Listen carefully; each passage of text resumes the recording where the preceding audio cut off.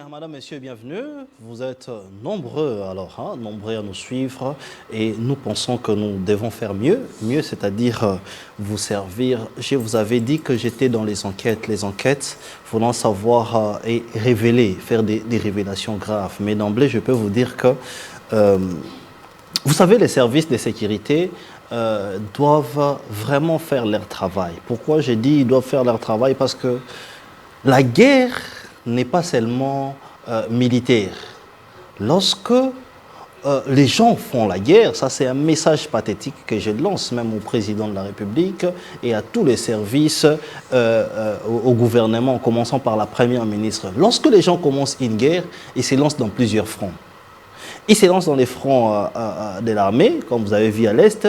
Ils se lancent dans les fronts diplomatiques aussi, vous le savez. Mais ils se lancent aussi dans les fronts économiques. Et dans les fronts économiques, vous verrez que la population sera dérangée d'une manière ou d'une autre. Je me pose des questions. Comment est-ce que Kinshasa, nous ne pouvons plus avoir de routes? C'est partout où il y a des petits trous, des nids de poules partout. Est-ce que les services de sécurité prennent le temps de savoir une route qui est faite? Après demain, vous vous réveillez le matin, vous trouvez qu'il y a de trous et des nids de poules, ou il y a des gens à côté qui viennent détruire. Et ici, comme journaliste, je vais donner un piste. Il faudrait que les services fassent un travail bien fait sur les entreprises de construction. Parce que moi, de mes yeux, j'ai vu des entreprises venant avec des caillasses, venant avec des ciments et des bétons jetés comme ça en route, pour détruire et abîmer les routes. C'est un dossier où je vais vous citer point par point qu'est-ce qui se passe. Parce que les journalistes, ils connaissent beaucoup, ils ne disent pas tout, mais en de telles périodes, nous devons tout dire et beaucoup dire. J'ai le réel plaisir de recevoir la bouche autorisée de l'UDPS. Il est la seule bouche autorisée du parti. C'est donc lui, sur lui ou par lui, que nous pouvons voir les vraies questions du parti. Qu'est-ce qui se passe à l'UDPS? Que pense l'UDPS en de tels moments? Les gouvernements d'union nationale, qu'est-ce que l'UDPS pense? Ce n'est pas ailleurs que vous allez le savoir. Il y a un porte-parole de ces partis qui s'appelle UDPS. Avant cela, j'aimerais essayer un peu de vous rappeler l'actualité, qui est cette actualité qui encore bouge des plaques d'immatriculation. Nous avions vu un communiqué du directeur des cabinets du gouverneur qui confirme que réellement, il y aura des jours impairs pour les plaques d'immatriculation qui vont rouler et les jours pairs pour d'autres plaques d'immatriculation qui vont rouler. Mais les points bémols que nous posons même au gouverneur, c'est comment vous pouvez faire fuiter une lettre et dire que non, la lettre a fuité, mais vous êtes en préparation. Ça, c'est de l'impréparation. Nous allons parler de la levée des immunités de Joseph Kabila. Est-ce que ça devrait se faire maintenant ou pas? Mais aussi, il y a les dossiers de détournement, de plusieurs détournements, notamment Constant Moutamba qui est cité avec ses dossiers de 39 millions, où il y a 19 millions qui ont déjà été logés quelque part par rapport au non-respect des textes, passation des marchés, ainsi de suite. Notre invité s'appelle Clément Barouti Limbaya. Il est ancien président de la Ligue des Jeunes, secrétaire national en charge de la communication, de la mobilisation, mais aujourd'hui, c'est lui le porte-parole du parti UDPS. Clément Barouti, bienvenue. Merci beaucoup pour votre invitation. Ça fait longtemps. Les gens voulaient savoir la vraie information de l'UDPS parce qu'il y a des choses, quand je parle de choses qui continuent, notamment les frondeurs ou quelques désordres qui continuent. Nous voyons quelqu'un qui s'est dit que c'est lui le CG, qui fait même la tournée dans l'ensemble de la République. Alors la question c'est pourquoi ces silences, premièrement, et deuxièmement, est-ce que votre parti UDPS se porte bien? Je voudrais vous dire que mon absence, c'était juste parce que j'avais reçu l'ordre auprès des présidents Aïe, l'honorable Augustin Karoué Tchékouna. On devait se rendre au Katanga, précisément à Kasséma, parce qu'il y avait une nouvelle permanence. Ouais. Le vice-gouverneur Louis Katamba avait venu au parti. Ok. Alors, le président Aïe a pris la décision que nous ne devons pas. C'est lui-même qui était invité. Oui.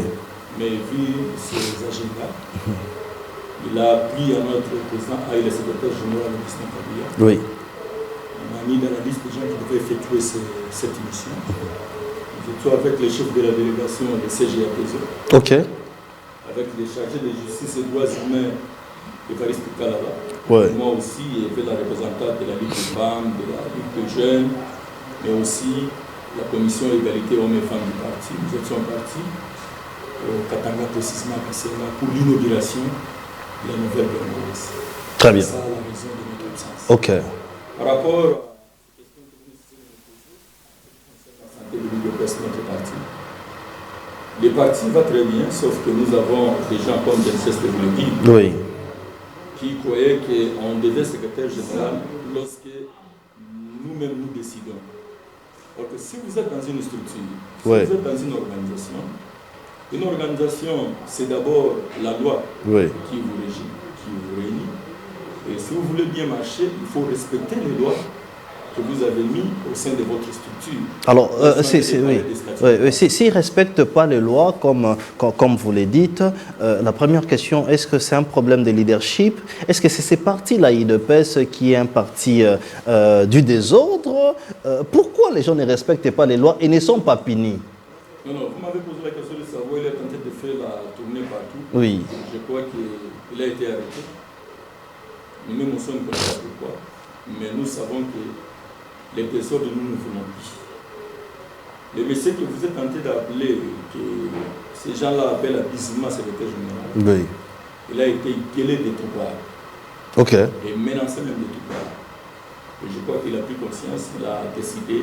Lui qui a dit qu'il va traduire Augustin Kabouya en justice avec, dans la commission des disciplines, parce qu'il a dit que, oui, on a vu des lettres fuitées sur les réseaux sociaux, que Augustin Kabouya devrait être traduit dans la commission des disciplines. C'est ça la galerie que nous ne voulons pas que ça continue au sein du parti UDPS. Et c'est là d'abord la qualité. Il n'a pas la qualité. Et c'est l'honorable Augustin Kabouya, le président Aïe, qui a cette compétence de traduire ces messieurs à la justice. Mais il ne le fait pas pourquoi? Parce qu'il dit, si on le fait, on risque de présenter à la face du monde comme si nous sommes en train de créer des problèmes. Nous savons comment il commence et nous savons comment ça va se terminer. Donc il est tenté de faire appel à sa carrière sans le savoir. Est-ce qu'il n'est pas trop large, trop patient, Augustin Kabouya? On peut aujourd'hui se réveiller un matin, prendre son titre, usurpation, et puis se dire, ben oui, moi aussi je deviens secrétaire général, alors que lui, au-delà d'être secrétaire général, c'est le président Aïe du parti. N'est-il pas trop gentil en politique? Est-ce qu'on peut être trop gentil? D'abord, vous devez le savoir, l'UDPS a un siège connu et reconnu mondialement. C'est au niveau de 11e illimité. Si vous dites que vous êtes secrétaire général de l'UDPS, il faut qu'on vous voie dans notre siège en train de coordonner les histoires. Ok. Vous dites que vous êtes kimbaniste, mais vous n'avez jamais fréquenté Kamba. C'est très compliqué. Vous dites que vous êtes catholique, mais vous ne connaissez pas l'église catholique, où est-ce que les gens se réunissent. C'est très compliqué. Donc pour nous, pour le président Aïe, le monsieur tenté de s'aventurer seul. Alors on va lui laisser continuer dans ses aventures, nous ne pouvons pas se mettre. Donc vous pensez que c'est une comédie, une comédie de l'UDPS qui... des gens de l'UDPS, oui. Non, c'est juste les comédies de celui qui pense qu'il peut devenir secrétaire général lorsqu'il lui veut. Donc ça ne se passe pas comme ça. Le secrétaire général a beaucoup de travail à faire. Le président Aïe, il a un grand travail à faire. Il ne faut pas oublier qu'il est l'honorable député. Il ne faut pas oublier qu'il est le président qui engage les partis avec les tiers. Oui. Je vous ai dit ici, il n'a pas de temps pour ses aventures, il a beaucoup plus de temps pour la gestion et la redynamisation du parti. Oui. Il nous a envoyé d'ici là pour l'inauguration, je vous ai parlé de la nouvelle permanence de Kassenga. Oui. Et d'ici là, lorsque nous étions de retour, le président Aïe avait déjà préparé les comités des fédérations de l'extérieur. Nous en avons publié. Il y a de cela plus de 35 fédérations de l'extérieur. Ok. le président Haï avait nommé et il a donné la charge de cette mise en application entre les mains des secrétaires nationaux en charge des relations extérieures. Donc le président du parti, Haï, l'honorable Augustin Kabouya, est en train de travailler, il ne veut pas se mêler dans cette aventure. Parce que nous savons, la fête de l'aventure, tout le monde connaît. Ça va se mais ça va pourquoi prendre vous ne vous réunissez pas les comités du parti pour les chasser carrément, pour dire que non, aujourd'hui, Deo Bizibou n'est plus de l'UDPS? Non, non. C'est encore la vitalité démocratique? Non, non, l'UDPS, ce n'est pas un parti qui chasse les gens. Mais ce sont les gens eux-mêmes, par leur comportement. Vous avez chassé Moubaké, hein? Non, Moubaké, c'est juste l'auto-exclusion. Parce que l'auto-exclusion, ça apparaît quand? Oui. C'est lorsque vous ne respectez plus les tests du parti. Vous commencez à marcher à contre-courant. Oui. Donc vous-même, déjà, vous êtes en train de vous disqualifier et la base ne peut plus vous faire confiance. C'est ce que vous allez voir avec ces messieurs. Nous, on ne va pas les chasser. Lui-même est en train de se faire chasser. Ça ne sert à rien de chercher à jeter les pierres lorsque les corbières tentent d'amener quelqu'un à la cimetière.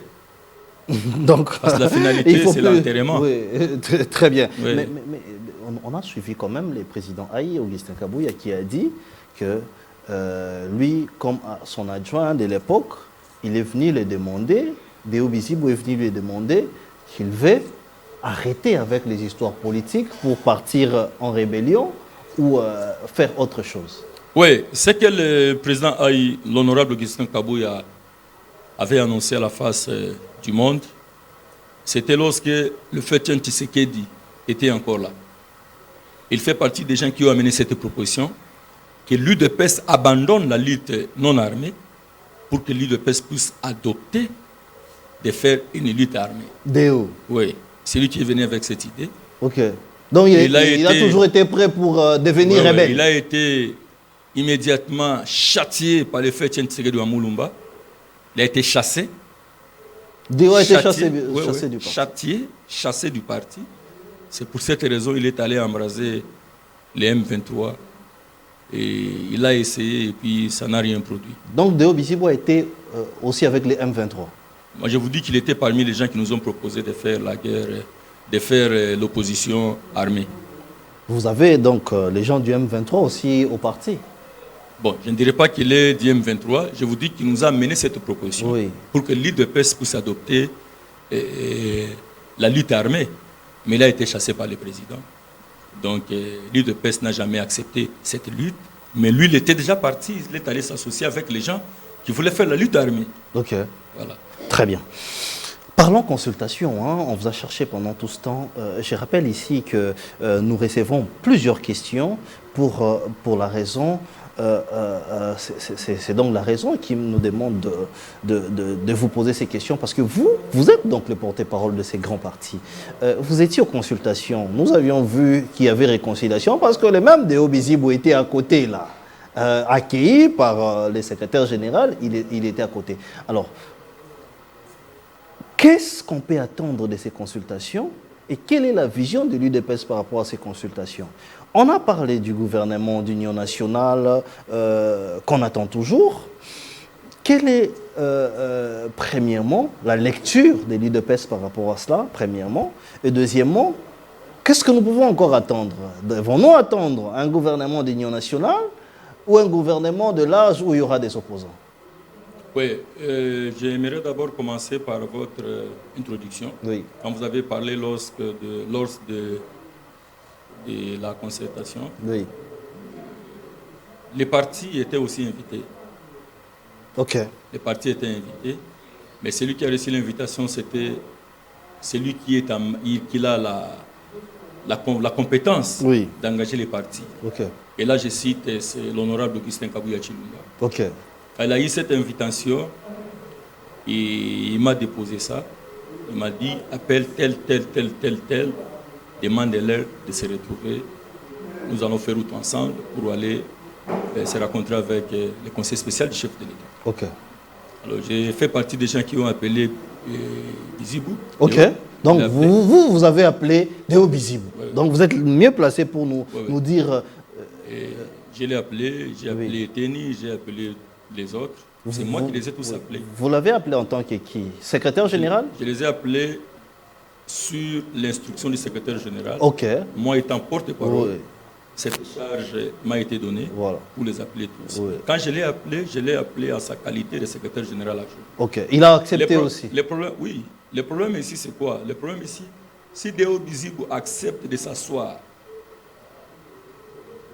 dans sa chaise, il n'y aura pas de problème. Mais lorsqu'ils veulent abandonner sa chaise pour aller s'asseoir dans la chaise d'une autre personne, c'est là où ça pose des problèmes.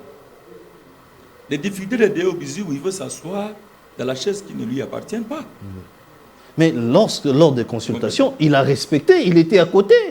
Il a toujours respecté le monsieur. Il a toujours respecté. Mais c'est dehors quand il s'élève là. S'il est en face du secrétaire général, il dit président Aïe, secrétaire général, bonjour. Ok. C'est un monsieur, il respecte le secrétaire général sur toute la ligne. Mais sauf qu'on lui a fait porter la charge qui lui dépasse. Mais qui l'ont fait? Bon, il y a un groupe de gens qui sont derrière toutes ces histoires, je ne peux pas les citer ici, pour ne pas donner beaucoup plus l'ampleur à ce théâtre. Oui. Vous comprenez? Oui. Et par rapport au gouvernement, comme vous venez de dire, le gouvernement s'appelle déjà le gouvernement d'union nationale. Oui. Il n'y a pas de débat, il n'y a pas de discussion. Ça sera un gouvernement d'union nationale qui va, en son sein, et nous, selon déjà cette appellation, nous comprenons que le chef de l'État a besoin de réunir les fils et filles de la République démocratique du Congo qui sont encore patriotes. Parce que la République démocratique du Congo a traversé une période très compliquée où les fils et les filles de ces pays n'avaient plus besoin de protéger l'intégrité territoriale de notre pays. Il y a un parti politique, je ne cite pas les noms, qui sont allés déposer le Congo entre les mains des Rwandais, que les Rwandais nous manipulent, que les Rwandais prennent des décisions sur nous, que les Rwandais désignent les ministres, que les Rwandais désignent les inspecteurs généraux, les chefs d'état-major général. Depuis l'avènement de son excellent Félix Tshisekedi Tshilombo, qui voulait arrêter cette hémorragie. Et il est tenté d'arrêter cette hémorragie. Je crois que par la grâce de Dieu, il est tenté d'atteindre son objectif pour arrêter cette hémorragie, de ne pas être sous contrôle du Rwanda. Oui. Alors, les goûts des peuples congolais, ils étaient animés des goûts de vendre les secrets du pays entre les mains des Rwandais. Alors, le président a compris pendant cette période, pour trouver, dénicher un Congolais patriote, ça devient difficile. Oui. Voilà pourquoi il a lancé l'appel à tout celui qui se sent patriote, oui, capable de défendre la République, et avec le concours du chef, ils peuvent se retrouver dans ce gouvernement. Donc c'est ça un peu l'idée. Vous pensez que cette consultation était une réussite? Parce que plusieurs langues sont déliées. Après, on a dit que les professeurs Eberhard n'a choisi qu'un camp et il a laissé les autres. Bon, les autres, on les avait aussi invités. Les opposants, ils sont pas présentés. On pensait peut-être que lui, comme envoyé du chef de l'État, devrait partir voir Fayulu, voir l'homme délimité, il s'appelle Jean-Marc Kabound, votre ancien président AI du parti, que vous connaissez bien. Les gens ne comprennent pas comment fonctionnent les choses de l'État. Les conseils spéciaux du chef de l'État n'avaient pas la mission d'aller chercher les gens chez eux à la maison. Non. Tous devraient venir vers lui. Voilà. Mais par quel pouvoir tous devaient venir vers lui? Mais il avait reçu le pouvoir du chef de l'État, c'est lui qui a été élu à plus de 97%. Bah, c'est ça la bourde, parce qu'on dit que ces élections-là, ils croient pas aux élections, ils disent deux choses. Nous avions vu, vous avez libéré Jean-Marc Kabound, mais il n'est pas venu. Non, le problème est que, non, ce n'est pas obligatoire. Je vous ai dit, nous sommes à la recherche de patriotes. Aujourd'hui, vous pouvez voir quelqu'un parler du Congo, défendre le Congo, mais c'est un agent des Rwandais. Ah bon? Les agents des Rwandais ne peuvent jamais venir. Parce qu'ils savent, notre problème maintenant, c'est de bloquer. Ok. C'est de bloquer que le Congo ne continue pas à être sous tutelle des Rwandais. Vous comprenez? Oui. Donc ceux qui ne viennent pas, allez-y comprendre. Nous avons besoin de patriotes, des gens qui peuvent défendre leur pays partout où ils se retrouvent. Et c'était ça d'ailleurs la mission. Alors celui qui pense qu'il ne peut pas venir, tant mieux. Oui.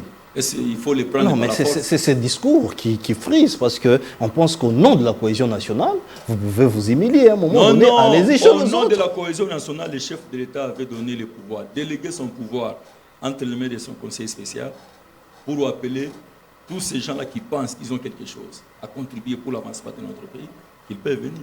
Ceux qui avaient quelque chose, ils sont allés. Ils ont donné leur contribution. Et d'ici là, il y aura le gouvernement de l'Union nationale. Ne vous inquiétez pas. Et les autres seront mis à côté. Et même ils sont mis à côté. Si se sentent qu'ils ne sont pas patriotes, ce n'est pas moi qui peux dire qu'ils ne sont pas patriotes, mais on a appelé les patriotes qu'on se réunisse pour chercher à aider les pays. Très bien. Mbata est d'élu de PES. Oui. Professeur Mbata. Et, ça se passe bien, l'Union Sacrée, parce que c'est lui qui gère maintenant l'Union Sacrée. Hein, et on dit que... et les autres ont dit qu'il n'est pas d'élu de PES. Vous, quand vous êtes porte-parole, vous dites qu'il est d'élu de PES, on confirme. Mais comment il a réussi Déobi Zibou comme secrétaire général au bureau de l'Union Sacrée? Voilà, c'est encore une entorse lorsque vous parlez que c'est lui qui dirige l'Union Sacrée. C'est lui le secrétaire permanent? Non, non. Il est le secrétaire permanent, mais il y a le présidium. Ok. Voilà. L'Union Sacrée a tout un présidium, un collège de présidents. Lui, c'est le secrétaire permanent. Oui.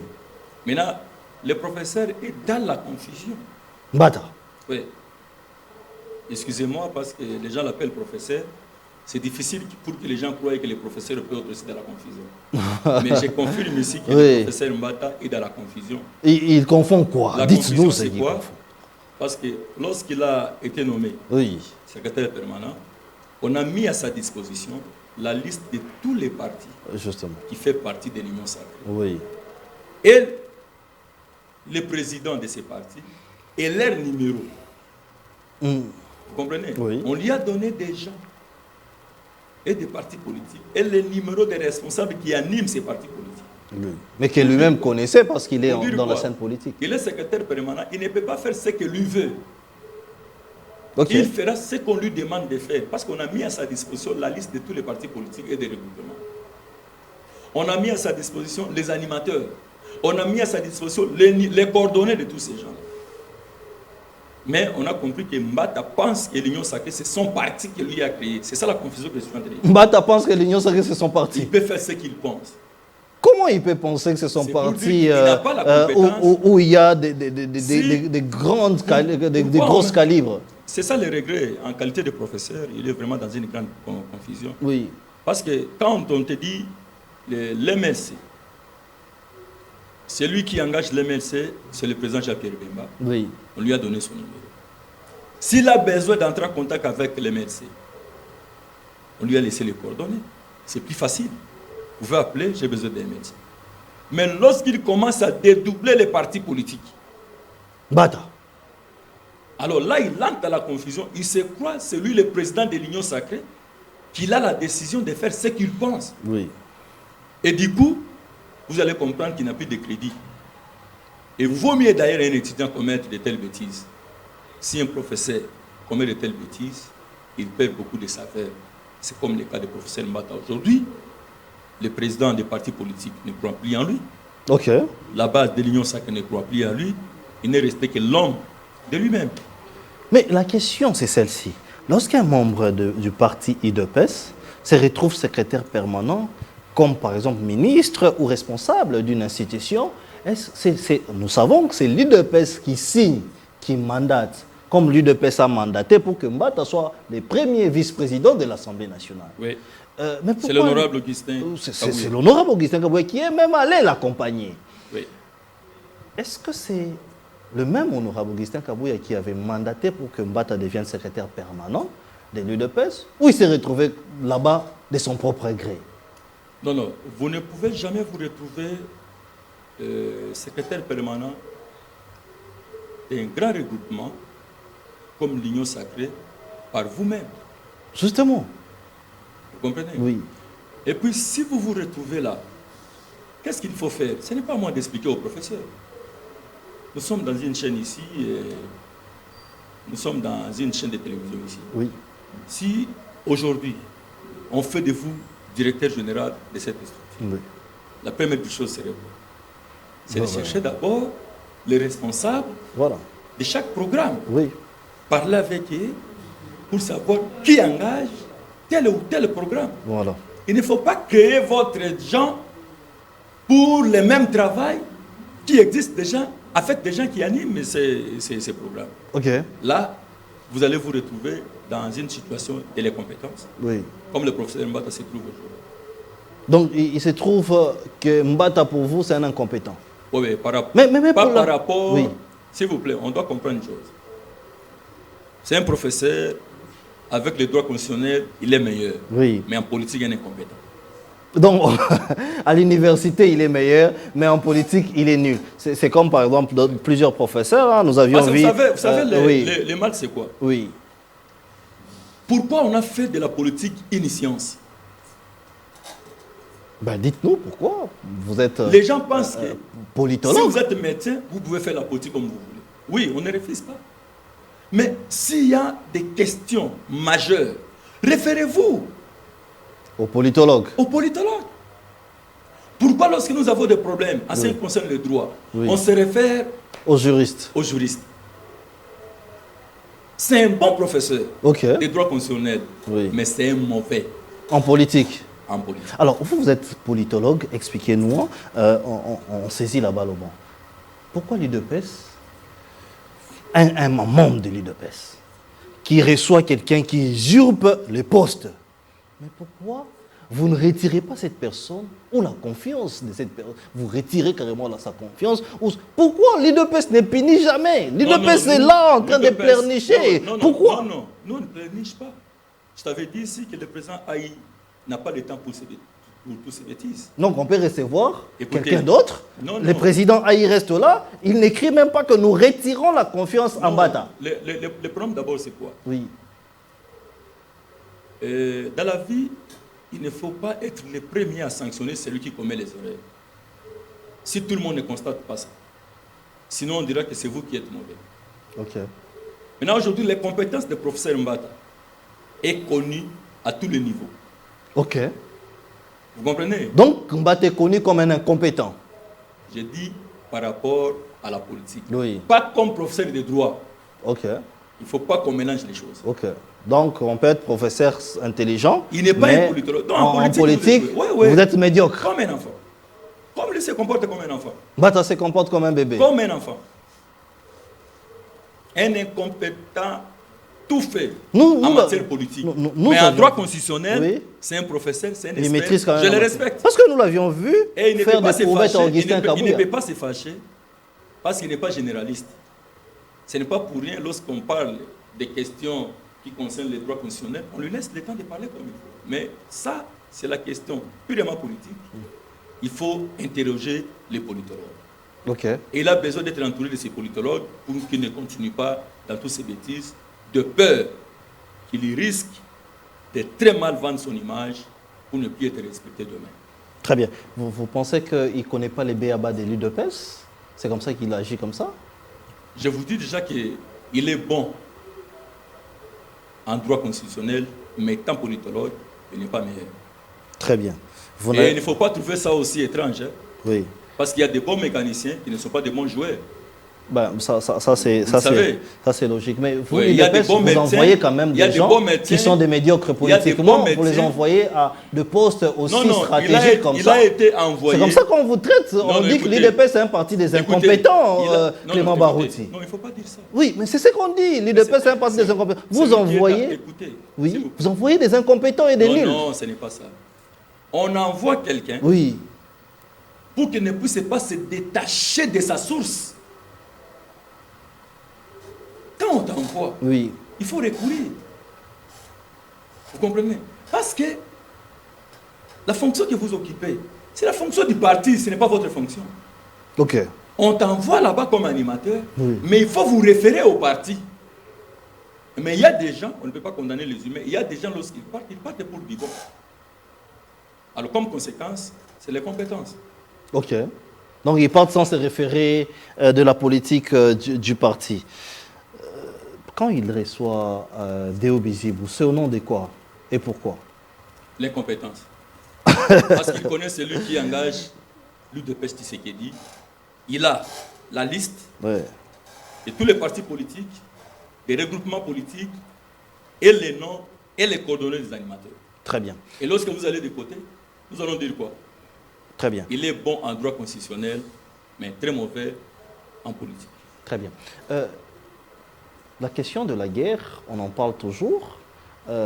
Comment vous pensez finir cette guerre? Est-ce que nous devons nous dire, on attend l'accord, les deals RDC-États-Unis ou encore les démarches diplomatiques? Qu'est-ce que vous y pensez? Non, non. Moi, je pense que le président de la République, son Excellence Félix Antoine Tshisekedi Tshilombo, avait déjà bien parlé, mais à moins que les gens oublient vite. Il a dit, cette guerre ne va pas se terminer comme toutes les autres guerres. Vous comprenez? Il a dit... Donc il sait comment elle va se terminer. Oui, oui. Il a dit, s'il faut que nous puissions nous rencontrer, je vais aller directement à la source des gens qui activent la guerre. Ok. Pour que je puisse bloquer les robinets à partir de la source. C'est-à-dire quoi quand il dit que les gens qui... La source, c'est qui la source? Donc, le monde entier sait que c'est les Rwandais qui nous font la guerre, oui. Avec les marionnettes Nanga et les Bissimois et les restes. Comme le président est allé bloquer la source, tous les restes là, ils ne peuvent plus rien. Et je vous confirme qu'aujourd'hui, nous sommes déjà à la fin de la guerre. La guerre a déjà pris fin. La guerre a déjà pris fin. Oui. Ce qui reste ici, c'est seulement le ratissage, chercher à mettre un peu de l'ordre, de là où il y a quelques poches de résistance. Donc le président a fait une diplomatie. C'est là où je suis en train de demander... N'est-ce pas que c'est facile comme ça de dire aux Congolais que la guerre a pris fin pendant que Goma est pris, Bukavu est pris, l'UDPS, c'est facile? Non, non. Moi, ce que nous sommes en train de vous dire, vous allez voir ça. Oui. Et d'ailleurs, déjà, vous n'attendrez plus les coups de balle. Oui. Il n'y en a plus. Et comme vous le savez, l'M23, les Rwandais avaient des armes énormes. Et puis, de notre côté, notre armée était infiltrée à un niveau impossible. Et si vous essayez de faire les analyses, vous allez comprendre que la RDC avait des difficultés pour faire face à cette situation. Alors, le président de la République étant stratège, il est allé au-delà. Jusqu'à la source est bloqué. Et aujourd'hui, les gens qui sont là, ils savent qu'ils n'ont plus rien à faire. Très bien. La guerre a déjà pris. Très bien. Et les Congolais, nous avons la grâce. Je ne dis pas la chance, je dis la grâce. La grâce qui est venue de notre Seigneur Jésus-Christ nous a envoyé son serviteur Félix Antoine Tshilombo pour mettre fin à cette situation. Vous pensez voilà qu'il va finir la guerre, Félix Antoine Tshisekedi? La guerre a déjà pris fin. Ok, on veut voir. Hein. On veut vous voir, Clément Barouti, demain, partir à Goma, à Bukavu, comme d'habitude. Oui, pour qu'on puisse quoi? Vous allez aller à Goma quand? Oui, je vous dis, il y a encore quelques poches de résistance. Oui. Je crois d'ici là, on va baliser les chiffres. Très bien. Je pense que ça sera la dernière question. Ça, je vous dis, c'est que la population nous dit. La population dit que l'UDPS a déçu. Pourquoi l'UDPS a déçu? Parce que plusieurs des enfants fils UDPS que vous avez envoyés ont déçu. Eteni Longondo a volé l'argent de 100 jours. Après, c'était des procès. Dossier 100 jours. Mais encore plus que ça, aujourd'hui, Nicolas Kassadi qui vient, qui dit que quand il y a un projet, nous, on se départage l'argent. Nicolas Kassadi, il est de l'UDPS. Hein. On l'a vu même dans la réunion de députés nationaux, vraiment à côté de... Vous étiez non loin, vous étiez à côté là. Je ne sais pas s'il y a cette photo-là, montrez-nous la photo. Il dit, quand il y a l'argent de projet, on se départage. Celui-ci prend 1 million, celui-ci prend 2 millions. On mange l'argent et puis on va réfléchir après. C'est ce que l'UDPS attendait de la population. Bon, je ne sais pas. C'est que la population attendait de l'UDPS. Je ne sais pas trop. Je ne sais pas trop par rapport à ces dossiers. Celui qui a parlé lui-même connaît ce qu'ils font. Oui. Ce que je sais, l'UDPS n'a jamais fait de telles pratiques. Nous ne connaissons pas ça. Comme il vous a expliqué, il serait intéressant de parler avec lui, il pourra vous écrire. Mais vous l'avez aussi suivi, il a dit ça dans un média. Et moi j'étais au Katanga, je vais tout à l'heure de vous dire ici, nous étions partis pour l'inauguration de la nouvelle permanence de Kassimba. Et le gouverneur Kazembe, que j'ai sali en passant, oui. Il a offert ça au parti. Très bien. Plusieurs disent que le chef de l'État est mal entouré. Parce que les problèmes, c'est l'entourage des chefs de l'État. Vous n'avez jamais dit ça. Je n'ai jamais écouté ça venant de vous. Peut-être que vous allez le dire demain ou après-demain, on ne sait pas, on attend encore. Vous pensez que le chef de l'État est mal entouré aussi? Bon, moi, par rapport à cette question, vous avez dit, les gens disent, oui. Les gens là où il est temps d'observer. Oui. et de faire les études. Ils ont fait cette déclaration.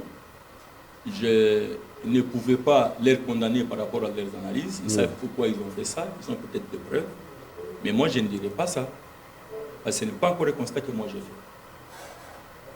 fait. Et ces constats de détournement où on parle de conseillers, et aujourd'hui on cite même Constant Moutamba dans ces dossiers de détournement. Non, il ne faut pas être pressé à citer le nom des gens comme ça, parce que pour qu'on sache que celui-ci a détourné, il faut que la justice fasse son travail. Oui. Jusque-là, c'est encore des murmures. On ne peut pas se mettre devant les gens à la télé, commencer à débattre sur des questions de murmures, des réseaux sociaux. C'est le Sénarev qui a bloqué l'argent. 19 millions bloqués. Attendons, il y aura un procès. Je crois que c'est un débat, c'est une question avec débat au niveau de l'Assemblée nationale. Oui. Nous allons suivre ça, nous tous, nous allons savoir ce qui était passé au juste. Mais jusque-là, on n'a pas encore tous les détails possibles. Très bien. Dernière question. Vous êtes à Kinshasa, content de la gestion de la ville de Kinshasa, Daniel Bumba, ou vous êtes aussi déçu? Vous vous dites il faudrait des solutions rapidement. D'abord, ce que les gens doivent savoir. Bumba, en arrivant à la tête de notre ville, il a trouvé une ville telle que tous nous connaissons. Et puis, ceux qui étaient avant, ils se sont endettés. La ville a des dettes partout dans toutes les banques. La ville de Kinshasa?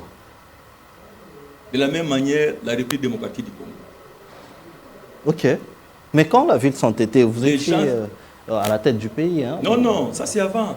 Avant l'avènement des gens Séningobila. Oui. Je crois que vous avez suivi une fois la première ministre. Vous a parlé des problèmes de Gopas. Voilà.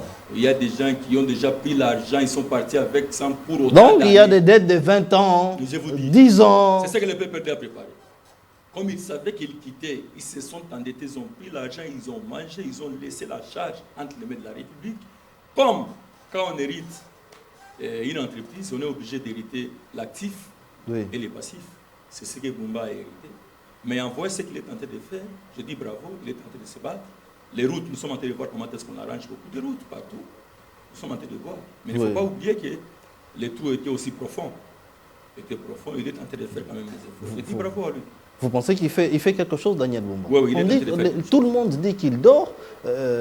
Clément Barouti, porte-parole, dit bravo. Non, vous ne voyez pas la souffrance du peuple au comment?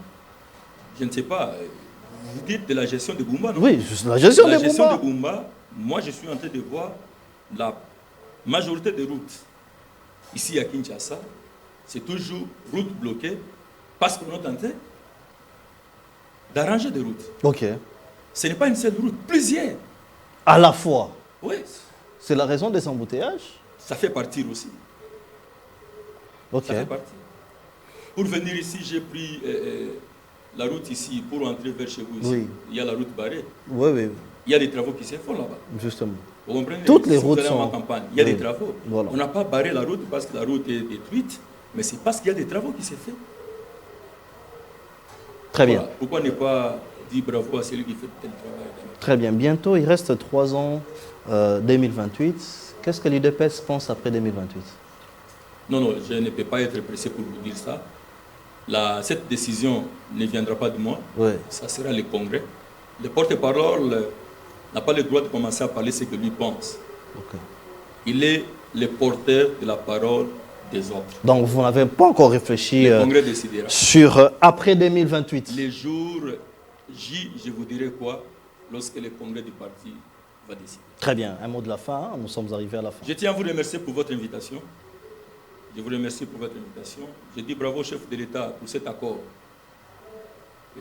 qu'il a signé, que nous allons signer déjà avec les États-Unis. C'est un accord qui vient d'éloigner le Congo entre les mains des étrangers. Ok. Il y a des gens qui se sont accaparés de nos minéraux. Cet accord vient d'éloigner le Congo. Le peuple gagnera quoi? Tous ces gens-là. Que gagnera le peuple dans cet accord? Le peuple gagnera beaucoup parce que vous entendez déjà qu'il y aura des entreprises américaines qui vont venir ici premièrement et deuxièmement sur le plan de la sécurité. Oui. On nous tue à cause de nos minéraux. Mais les chefs de l'État, parce que nous devons d'abord sécuriser le peuple et sécuriser les minéraux. Cet accord, ce qui est meilleur dans cet accord, c'est d'abord la sécurité. Ok. Le peuple congolais qui nous sommes. Très bien. Nous sommes donc... Après, oui. viendra, il ne faut pas que les gens oublient. Oui. Cet accord va donner naissance à l'indépendance économique de notre pays. Ah bon?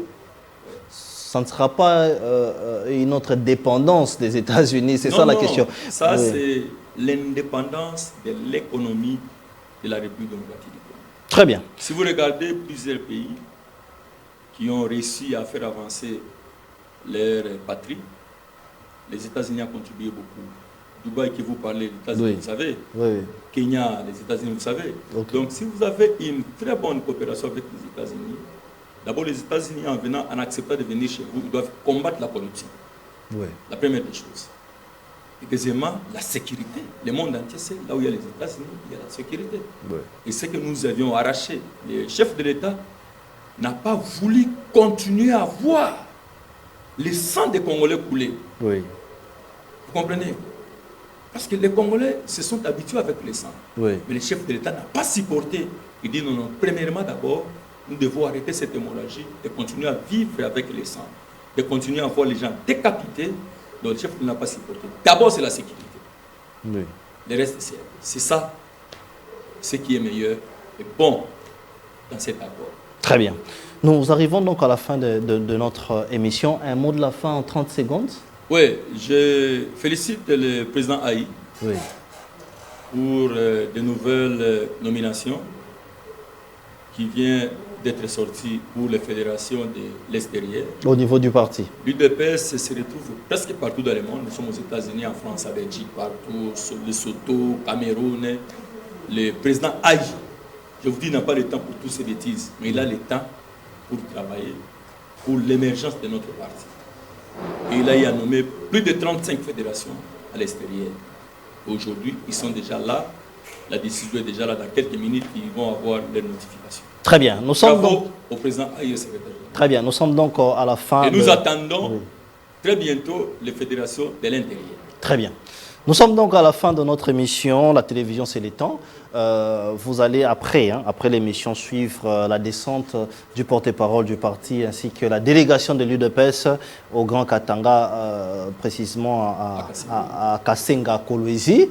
Vous allez le suivre après l'émission. Encore dans nos différentes éditions, nous allons essayer de faire large division. Pour les confrères qui nous appellent pour avoir les porte-paroles, je pense qu'il est ouvert. N'hésitez pas à les rappeler, nous allons organiser toutes les émissions où vous nous appelez. Dans l'entretemps, restez branchés sur nos antennes. Bonsoir chez vous.